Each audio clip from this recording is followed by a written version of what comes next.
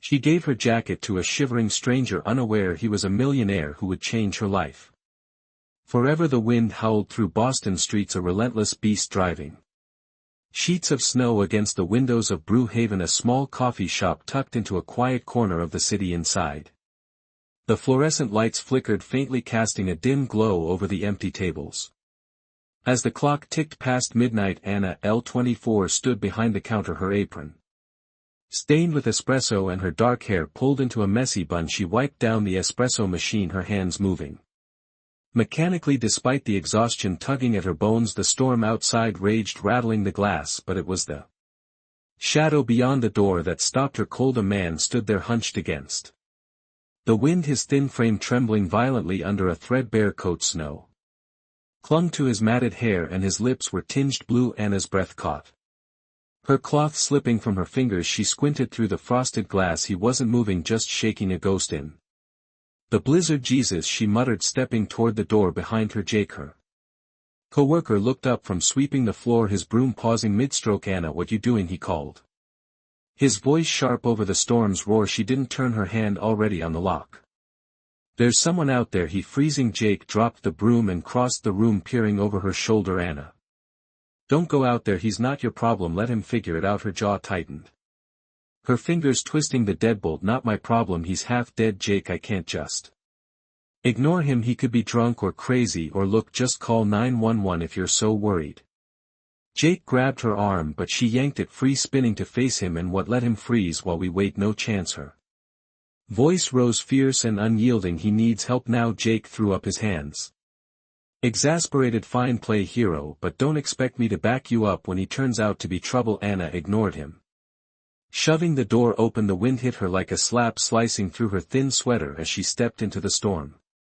Snow stung her face, but she pushed forward, reaching the man in 3 quick strides. Up close he looked worse, his eyes sunken, his skin pale as death, his body racked with shivers. He was older than her, maybe 33, but the lines on his face spoke of more than age. She didn't hesitate, unzipping her only jacket, a worn puffy coat she'd saved months for, and shrugging it off. Here, she said, thrusting it at him, put this on. He stared at her, dazed, his hands trembling too hard to grab it. Anna stepped closer, draping the coat over his shoulders, herself the cold biting into her own skin. Instantly, come on, she urged her, teeth chattering inside. Now he stumbled forward, leaning on her as she guided him through the door. Jake scowled from the counter but didn't move, muttering something under his breath. Anna ignored him, easing the stranger into a chair near the heater. His coat swallowed him, too big for his gaunt frame, but color crept back into his cheeks as warmth seeped in. She grabbed a towel from behind the counter and handed it to him, watching as he wiped snow from his face. Anna was a soft touch, everyone knew it. She worked double shifts to send money home to her parents, scraping by on tips and stubborn hope. This guy, though, he was a wreck, dirty jeans, scuffed boots, a beard that hadn't seen a razor in weeks. No one would guess he was Leon Brooks, a millionaire who'd vanished from the world. To her, he was just a stranger who needed help. She crouched beside him, her arms wrapped around herself against the chill. You okay? She asked, her voice gentler now. He lifted his head, his gray eyes meeting hers, cloudy, unreadable, like he was seeing her through a fog. His lips parted, cracked and dry, and a faint word slipped out. Thanks. Anna nodded, holding his gaze, the storm's howl fading to a distant hum. Something flickered in his look, gratitude maybe, or something deeper. She couldn't place. She stood, brushing snow from her sleeves, already wondering who he was and why he'd ended up here. The storm battered the windows of Brew Haven, a relentless howl that drowned out the hum of the coffee shop's heater. Anna stood behind the counter, her sweater damp from the snow, watching the stranger she'd dragged in from the cold. He sat slumped in a chair near the radiator, her oversized jacket still draped over his shoulders, his hands wrapped around his knees as if clinging to warmth. The clock ticked past 1 a.m. and Jake had already stormed out, muttering about her bleeding heart. She was alone now, just her in this shivering enigma. She grabbed a mug from the shelf, the ceramic warm from the dishwasher, and filled it with black coffee from the pot she'd brewed earlier. Steam curled up as she crossed the room, her sneakers squeaking on the wet floor. Here, she said, holding it out. It's hot drink. He lifted his head, his gray eyes catching hers for a moment. Before dropping to the mug his hands shook as he took it, fingers bony and raw. From the cold Leon he rasped, his voice rough like gravel. Noms Leon. Anna nodded.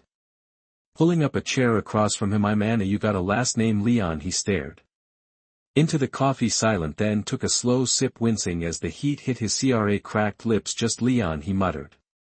Barely audible over the wind. She waited, expecting more. Where he'd come from, why he was out there, but he clammed up, his gaze fixed on the mug like it held answers she couldn't see. You can't stay out in that, she said, jerking her chin toward the storm crash here tonight. Couch in the back's not much, but it's dry. He didn't argue, just nodded faintly, and she figured that was as good as she'd get. She stood, brushing her hands on her jeans, and grabbed a spare blanket from the storage closet, tossing it over him. Get some rest. Leon sank deeper into the chair, the blanket pooling around him, but his eyes followed her as she dimmed the lights and locked the front door. She settled at the counter with her phone, the storm's roar a constant companion. He was asleep within minutes, his breathing uneven but steady, a faint snore cutting through the quiet. Anna glanced at him, her curiosity itching. Who was he really?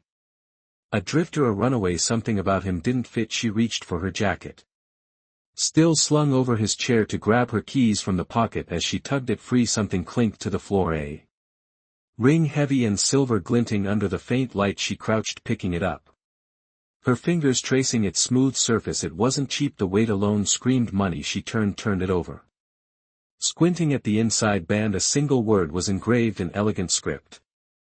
Brooks. Her breath hitched. Brooks, that wasn't a drifter's trinket. Anna sat back, the ring cold in her palm, her mind racing. She'd seen enough pawn shop windows to know this was real expensive. Maybe even custom. Why would a guy like him, half frozen and ragged, carry something like this? She glanced at Leon, his face slack, and sleep and suspicion crept in. He wasn't just some homeless guy, there was more to him, something big. She pulled out her phone, the screen casting a blue glow over her face, and typed Leon Brooks into the search bar. The results loaded slow, the Wi-Fi spotty from the storm, but then they hit TED headlines from months back. Tech millionaire Leon Brooks vanishes after financial scandal. Brooks Enterprises in chaos as CEO disappears. A grainy photo popped up, a clean-shaven man in a suit, sharp jaw, gray eyes. She squinted at the sleeping figure across the room, same eyes, same bone structure, buried under dirt and despair. Her pulse quickened. Could it be him? She scrolled further, articles about fraud allegations, a collapsed deal, a man who'd walked away from millions, no mention of where he'd gone, just rumors and dead ends. Anna lowered her phone to the ring, still clutched in her hand. If this was Leon Brooks, what the hell was he doing freezing outside her shop, and why hide it? She slipped the ring back into the jacket pocket, her fingers trembling slightly. Leon stirred, mumbling something incoherent, but didn't wake. Anna leaned against the counter, the storm's howl filling the silence. Who are you really? She whispered to herself, her voice lost in the wind. She wouldn't push him, not yet, but she damn well find out. The snow had settled into a thin, crunchy layer outside Brewhaven by the time Wednesday rolled around, a storm of fading memory under a gray Boston sky.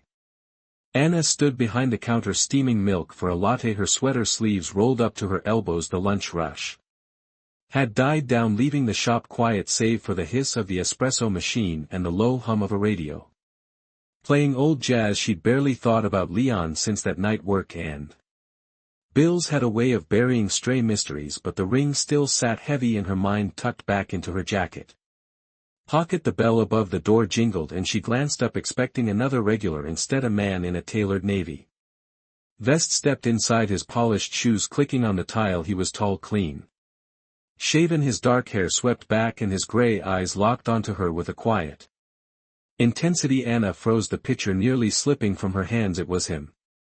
Leon, but not the shivering wreck she'd pulled from the snow. This Leon looked like he'd walked out of a boardroom, not a blizzard. He approached the counter, hands in his pockets, a faint smile tugging at his lips. Anna, right. His voice was smoother now, no longer rough with cold. I owe you a thank you, she set the picture down, wiping her hands on her apron, her brow furrowing. Leon, you clean up nice. She couldn't hide the surprise in her tone, her eyes flicking over his suit, expensive, perfectly fitted. What's this about? He pulled out a slim leather wallet, sliding a stack of bills across the counter, hundreds, crisp and green, for the other night. He said the Jack at the coffee letting me crash. I don't forget kindness. Anna stared at the money then pushed it back, her jaw tight. I didn't do it for cash, she said, her voice firm. Keep it. Leon's smile faltered, but he didn't argue, tucking the bills away. He leaned against the counter studying her like she was a puzzle he couldn't solve. You're stubborn, he said.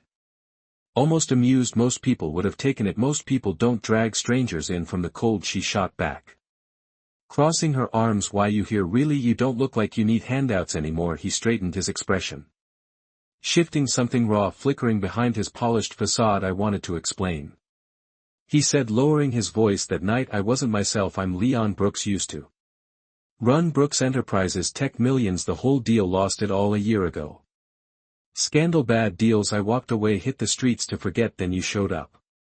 Anna's breath caught, her mind flashing to the ring. The headlines, she'd half guessed it, but hearing it from him hit different. A millionaire, she said, skepticism edging her words. You expect me to believe you were just wandering around Boston, freezing? Believe what you want, he said, unflinching. I was done until you gave me that jacket. Made me remember there's still good out there. His eyes softened, holding hers. You woke something up in me, Anna. She blinked, caught off guard, her arms dropping to her sides. Her heart thudded. Part disbelief, part something she couldn't name. That's a lot. She managed, her voice quieter now. I don't even know what to say. Then don't, he said, stepping back. Let me buy you dinner instead. Tomorrow night I'll tell you the rest, how it all fell apart, why I ended up here. No strings, just a thank you. Anna hesitated, her fingers tapping the counter. She didn't trust easy. Life had taught her that, but his story rang with a strange honesty. She'd seen those eyes before, hollow and lost, and now they were different, alive. Why me? She asked, almost to herself.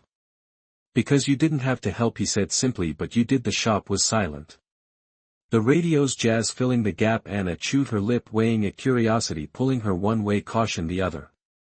Finally she nodded. Okay, dinner, but I'm not promising anything. Leon's smile returned, small but real. Fair enough. 7 o'clock, I'll pick you up here. He turned to leave, pausing at the door. Thanks again, Anna, for more than you know. She watched him go, the bell jingling as the door swung shut. Her hand brushed her jacket hanging on the rack, and she felt the faint weight of the ring inside. A millionaire, a drifter, a man who'd lost everything. Leon Brooks was a riddle, and she couldn't shake the mix of doubt and warmth tugging at her. Tomorrow she'd hear him out. The air in Brew Haven smelled of roasted beans and cinnamon as Anna wiped down the counter, the afternoon sun slanting through the windows. It had been 2 days since Lon's dinner offer, and her mind still churned with his story. Millionaire turned drifter, sparked back to life by her jacket. She hadn't said yes yet, but she hadn't said no either. The bell jingled and a delivery guy stepped in, holding a sleek envelope with her name scrolled on it in sharp ink. Anal, he asked. She nodded, puzzled, and signed for it. Inside was a check, 5 figures, enough to wipe out her parents' mortgage and then some, but a note slipped out, typed and simple: for your family, you deserve it. Leon. Anna's stomach flipped, her fingers trembling as she clutched the paper. It was real money, life-changing money, but it felt heavy, like a chain disguised as a gift. She stuffed it back into the envelope, her heart racing with a mix of gratitude and dread. What did he want for this? That night she tracked him down. He'd left a card with his number after their last talk, and she called, her voice tight. Meet me at the shop now. He arrived 20 minutes later, still in that navy vest, his expression calm but curious. As he stepped inside, the place was empty, closed for the night. The hum of the fridge the only sound. Anna slapped the envelope onto the counter, the check peeking out. What's this? She demanded, her eyes locked on his. Lon glanced at it, then back at her, unfazed. A thank you. You said your folks were struggling. Thought this could help. She crossed her arms, her voice rising. Help? This is thousands, Leon. You don't just drop that on someone. What do you want from me? He frowned, stepping closer, his hands raised like a truce. Nothing, I swear you gave me something that night. No strings, no questions. I'm just paying it back. Paying it back? She laughed, sharp and disbelieving. I gave you a jacket, not a loan. This feels like you're buying me or something. Her chest tightened, fear creeping in. She'd met guys who flashed cash to get their way. Leon didn't seem like that, but this was too much. He shook his head, his voice steady. Anna, I don't want anything. I've got money again, sold some old assets. I heard you on the phone last week worrying about your dad's bills. Thought I could fix that. She stared at him, searching his face, those gray eyes earnest but guarded. It made sense, but it Didn't she? Turned away, pacing her sneakers, scuffing the floor. You don't know me, she said. Why care? Because you cared first, he replied, soft but firm. Later, alone, she dug deeper. Her phone glowed as she scrolled through old Arctic. Leon Brooks betrayed by a business partner who tanked Brooks Enterprises, then dumped by a fiancé who'd run off with the profits. Scandal after scandal. Trust shredded. No wonder he'd walked away, but that didn't mean he wasn't playing her now. The next day he showed up again, hands empty. This time she met him at the door, the envelope in her grip. I can't take it, she said, holding it out.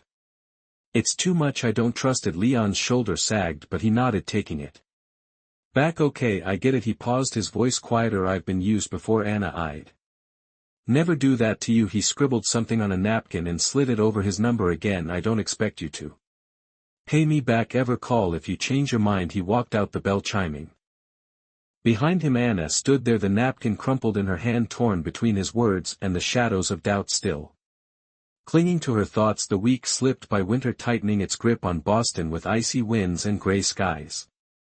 Brew Haven became a rhythm of clinking mugs and murmured orders, but lately it had a new constant. Leon Brooks. He started showing up every few days, always in that navy vest or a crisp sweater, slipping into a booth with a black coffee and a quiet nod. Anna didn't push him away after the check incident. She'd kept her distance, but his persistence wore her down. He didn't flash cash or force favors. He just sat, watched her work, and talked when she let him at first. It was small stuff, whether the shop's leaky roof, her knack for remembering orders. She'd lean on the counter during slow hours, wiping it down while he sipped his drink, his gray eyes softer now, less haunted. You're good at this, he said once, gesturing to the buhl around her, keeping it all together. She shrugged, a half smile tugging her lips. Have to be, life doesn't wait. He'd nod like he got it, and she started to see past the suit, the way his shoulders slumped when he thought no one noticed the faint scars on his knuckles from a life he wouldn't name. He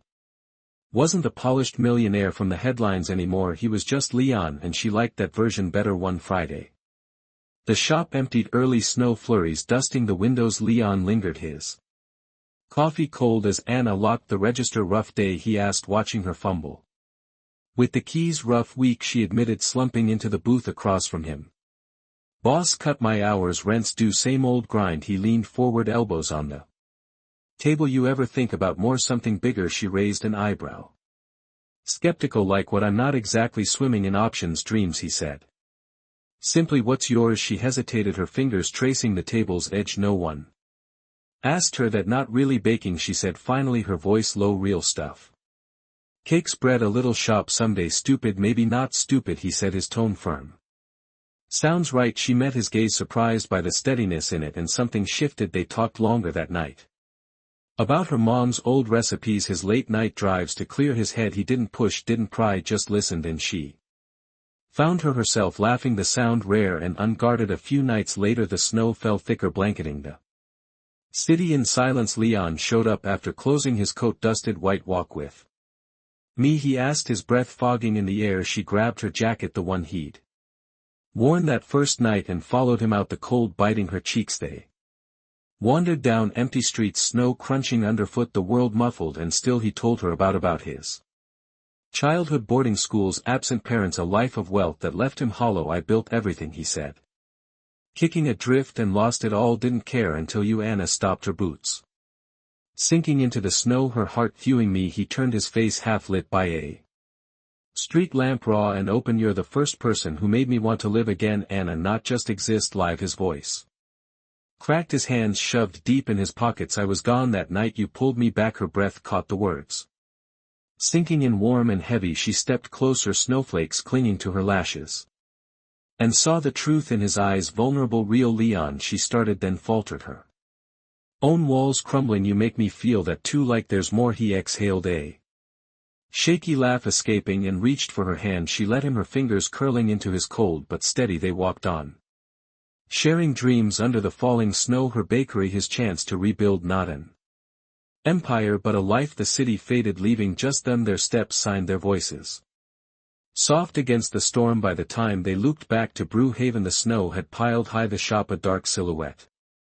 They stopped under the awning, breath fogging between them. Leon squeezed her hand, his thumb brushing her knuckles. I mean it, he said quietly, you're different, so Are you? She whispered, her heart racing. They stood, their hands clasped, the cold wrapping around them like a cocoon, and she knew it. Friendship had slipped into something deeper, a love blooming fragile and fierce in the winter night. The snow had melted into slush by mid-February, leaving Boston streets slick and gray. Anna locked up Brew Haven Lake, the neon sign buzzing as she pulled her jacket tight against the damp chill. Leon had been there earlier, his usual booth empty now, his coffee cup still warm when he'd left to take a call. Their nights together, walks, talks, hands brushing, had woven a quiet rhythm, but tonight felt off, the air heavy with something she couldn't name. She turned down the alley toward her bus stop when a shadow stepped out, broad shoulders, slick back hair, a smirk that curdled her stomach. And no, right, the man said, his voice smooth and cold. Leon's little savior. She froze, her keys digging into her palm. Who are you, Mark? He said, stepping closer, his expensive coat brushing the wet pavement. Old friend of his. He's been dodging me, but you're the leverage I need. His eyes glinted predatory. Tell him to back off or I spill every dirty secret, from Brooks Enterprises tax evasion shady deals. He'll be ruined. Her pulse spiked, anger flaring over fear. I don't know what you're talking about, she snapped, stepping back. Leave me alone. Mark laughed low and sharp. Cute, but he's not worth it, sweetheart. Walk away or I'll make you. Before she could react, he lunged, grabbing her arm and twisting. Hard pain shot through her wrist as she stumbled, her keys clattering to the ground. She swung her free, catching his jaw, but he shoved her against the brick wall, his breath hot on her face. Last warning, he hissed, his grip tightening. Tell him. A shout cut through the dark. Get off her. Leon barreled into the alley, his coat flapping as he tackled Mark, slamming him into the opposite wall. Anna gasped, scrambling to her feet as the two men grappled, fists flying. Mark landed a punch to Leon's ribs, but Leon roared back, driving his elbow into Mark's nose. Blood sprayed, staining the slush red. Mark staggered, cursing, and pulled a switchblade from his pocket, the blade glinting under a street light. Anna shouted, Leon, watch out. He dodged as Mark slashed the knife, nicking his arm, tearing through his sleeve. Leon grabbed Mark's wrist, twisting until the blade dropped, then kneed him hard in the gut. Mark crumpled, wheezing, and Leon pinned him down, his chest heaving. Stay away from her. Leon growled, his voice raw. You come near us again, I'll bury you, legally or otherwise. He shoved Mark into the pavement and stood, blood dripping from his arm, his eyes wild as they found Anna. She rushed to him, her hands shaking as she touched his face. You're hurt, she said, her voice trembling. I'm fine, he panted, pulling her close. Mark groaned, dragging himself up and limping away, his threat swallowed by the night. Leon's jaw clenched. He's my old partner, screwed me over, took everything I've got, dirt on him too. He's done. Anna nodded, adrenaline still surging. He said he'd ruin you, let him try. Leon said, fierce, I've got lawyers, evidence. Hune's got nothing. He winced, clutching his arm, and she tugged him toward the shop's back door, unlocking it with fumbling hands. Inside she grabbed the first aid kit, her fingers steadying as she cleaned the shallow cut, blood staining the gauze. Leon watched her, his breathing slowing, his hand resting on her knee. I'm sorry, he murmured, didn't think he'd come after you. She wrapped the bandage tight, her eyes meeting his. He didn't win, she said. Firm, we're stronger than they think. He smiled, faint but real, pulling her into a hug. She pressed against him, the warmth of his chest grounding her, their scars, his arm, her wrist, a testament to what they'd faced. The past had struck, but they struck back together. Spring crept into Boston, melting the last of the snow into puddles that reflected the city's restless pulse. Anna wiped down Brew Haven's counter, her movements sharp, her jaw tight. The past week had turned her quiet life into a circus. Tabloids splashed her face across their pages. Headlines screaming, barista bags millionaire or gold digger or good Samaritan. Customers whispered behind their cups, their stares prickling her skin. Leon Brooks, once a ghost, was back in the spotlight, and she was the punchline tethered to his name. It started after Mark's attack. Someone had snapped a blurry photo of them outside the shop. Lyon's arm bandaged, her hand on his. The story spiraled. Disgraced tycoon finds love in the gutter. Online it was worse. Trolls called her a leech, a climber latching onto his rebuilt fortune. Leon faced his own heat, blogs questioning if he'd lost it, dating a nobody waitress. Anna's phone buzzed with notifications she couldn't mute each one.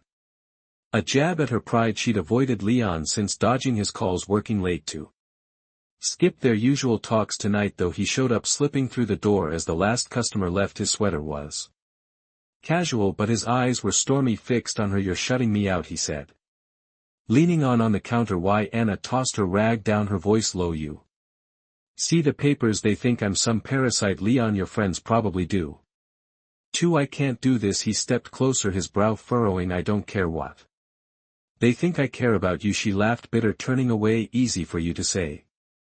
You're used to this. I'm not. I'm a joke now, and it's humiliating." Her hands shook, shame burning her throat. "Maybe we should stop. I don't belong in your world." "No," he said sharp, grabbing her wrist gently to stop her pacing. "You don't get to quit us because of them. I'm not letting you go." "Anna, not over garbage headlines." She pulled free, her eyes glistening. "It's not just headlines, it's me, my life, my dignity. I gave you a jacket, not a ticket to drag me through this." He softened, his voice dropping. "You gave me more than that. You gave me a reason to fight back. I'm not losing you to this." She wavered, torn, but the weight of it pressed too hard before she could argue. He straightened, resolute. "I'll fix it," he said, and left, the bell chiming behind him. 2 days later, the TV in Brewhaven blared. Leon at a press conference, cameras flashing as he stood at a podium downtown. Anna paused mid-coffee, dripping onto the counter as his voice cut through the static. "I've been quiet too long," he said, his tone steady, commanding. "The stories about Anna Lee, they're lies. She's not a gold digger. She saved me with her kindness. No agenda, no greed. I was a wreck when she found me, and she gave me hope when I had none. I love her for it, plain and simple." The room hushed, reporters scribbling, then erupted with questions. Leon raised a hand. "Judge me if you want, but leave her out of it. She's the best thing that's happened to me." He walked off, leaving the crowd buzzing. Anna stared at the screen, her chest tight, warmth flooding her. By evening the tide turned. Social media flipped, fans praising her realness, papers backtracking with "hero barista wins, heart takes." Leon showed up at closing, his expression hopeful but cautious. "Did you see?" he asked. She nodded, stepping around the counter. "You didn't have to do that." "Yeah, I did," he said, taking her hand. "We're in this together." Anna, screw the noise. She squeezed his fingers, her shame fading into resolve. "Okay," she said, voice firm. Together they stood there, united, ready to face whatever came next. A year slipped by and Boston hummed with the crisp edge of a new winter, the air sharp with the promise of snow. Anna Brooks stood in the doorway of Lay's Sweet Haven, her bakery, a cozy brick storefront tucked into a bustling street. The sign above glowed softly, her name in curling script, a dream baked into reality. Inside, the scent of cinnamon rolls and fresh bread wafted out, mingling with the chill as customers trickled in their chatter. A warm buzz. She wore a flour-dusted apron over a sweater, her dark hair tied back, a faint smile on her lips. Leon stepped up beside her, his arms slipping around her waist, his navy coat brushing her side. They'd married 6 months ago in a quiet ceremony at City Hall, just them, a handful of friends, and Jake from Brewhaven, who'd grumbled but showed up anyway. No fancy gowns or tuxes, just vows whispered over a shared coffee cup, their rings simple bands that caught the light. As they stood together now, he'd shed the last of his old life, sold off Brooks Enterprises remnants, and poured his know-how into her vision instead. "Busy day," he said, as his breath fogging in the cold. He nodded at the line forming inside, where a teenage barista hired from a local shelter rang up orders with a shy grin. "You're killing it." Anna leaned into him, her hand resting on his. "We're killing it," she corrected, her voice soft but firm. The bakery wasn't just hers, it was theirs, built from late night planning sessions and his knack for numbers. He'd handled permits, suppliers, marketing, while she perfected recipes. Her mom's pound cake, a lemon tart that sold out daily. They'd turned her old dream into something tangible, a place where flour and sugar spun a new story. Beyond the counter their life had grown roots. They'd moved into a modest row house nearby, trading his penthouse past for a kitchen where she tested dough and he brewed coffee too strong for her taste. But it wasn't just about them.